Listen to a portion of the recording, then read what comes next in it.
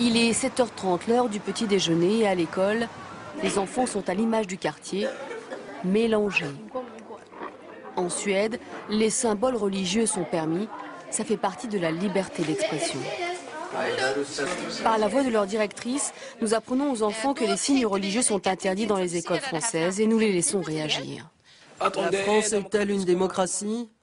Si oui, pourquoi l'interdire?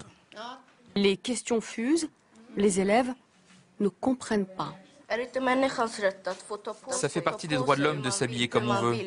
On doit pouvoir porter ce que l'on veut, quelle que soit sa religion, sans être rejeté ou humilié. Tout le monde peut exprimer sa religion? Bien sûr. Et c'est normal pour vous? Oui, nous n'y pensons pas. Je ne comprends pas la question. Pourquoi ne pourrait-elle pas porter le voile? J'ai entendu ce qui se passait en France. On a vu ça chez nous à la télévision et j'étais abasourdi. Je pense que ce que l'école peut faire, c'est d'en faire de bons citoyens suédois, qu'ils ne se sentent pas étrangers.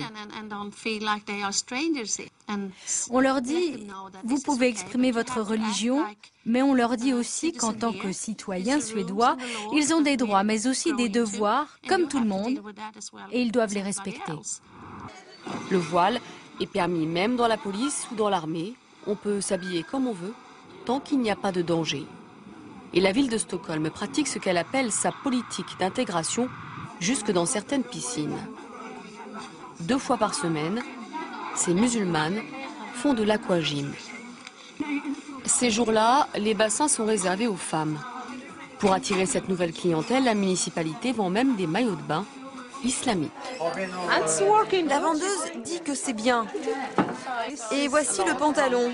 Pas mal. En France, c'est interdit. Ah bon? Mon Dieu. Il faut qu'on aille en France, il faut faire quelque chose. Partout où elles ont vécu, Fatiha et Amal se sont battues pour le droit des femmes. Pour la piscine, ce ne fut pas facile, même en Suède, mais elles ont obtenu gain de cause. Fatiha et Amal ne portent le voile que depuis quelques années, mais comme tous les autres citoyens de ce pays, elles se sentent suédoises.